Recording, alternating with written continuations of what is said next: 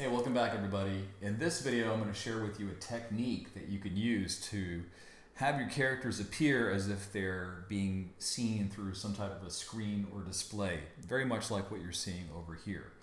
So let's go ahead and get started. I'll first start this effect by making a brand new layer, and I'll select a bluish color. I'm going to use the rectangle shape tool, and I'm just going to drag a shape out. And with that shape, you can obviously go ahead and pull the corners to adjust the size of the rectangle.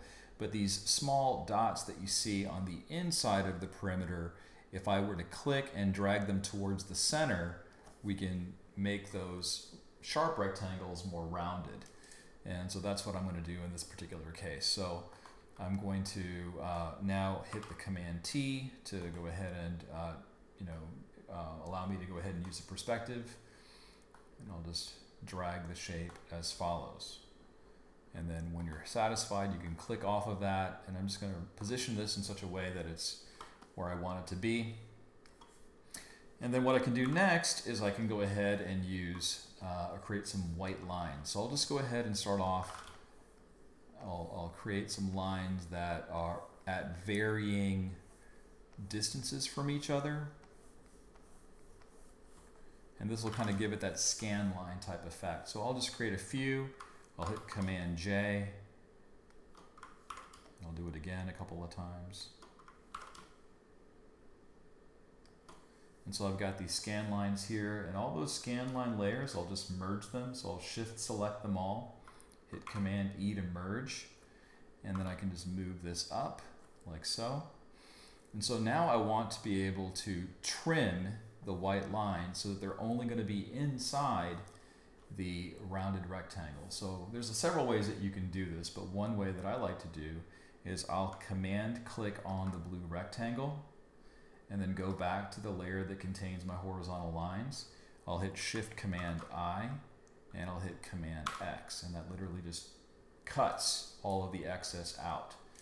And the next thing I want to do now is I want to add some kind of an image inside this rectangle. So I've got this Rancor that I've already opened up here, and I've just made a selection around the line art. So you can see that that's the line art layer. I'll hit Command C to copy it, and I'll move back to my ALF document. I'll hit Command V, and I'll just hit Command T to scale this guy like so. And what I want to do now is I want to add a clipping mask so that I can trim this guy so that anything outside of that rounded rectangle is going to be concealed. And the way I would do that is I'm going to Command click the rectangle, go to the layer that contains the Rancor, and I'll just hit the mask button, add layer mask. And when I do that, you can see that it trims that area. So the white part of this mask is the part that's visible. The black part is the part that is not visible. And what's nice about this approach is I can always, just move this and adjust this as needed. So I'm pretty happy with how that's looking. And what I want to do now is I'll go back to Effects, choose Color Overlay. I'm going to pick a blue value here that just kind of gives it that, more screen type of look, I guess. I'll click OK. And the last thing I want to do here is go back to the rectangle, and I'll just choose Screen. And what that does is it allows some transparency, so I can actually see. It's almost like a transparent screen that's up on display. And then when I'm finally wrapping this up, I'll just group all of these guys together. I'll just call this Screen, and then I can reposition that wherever I wish. So I hope you found that tutorial to be helpful. Let me know what you think.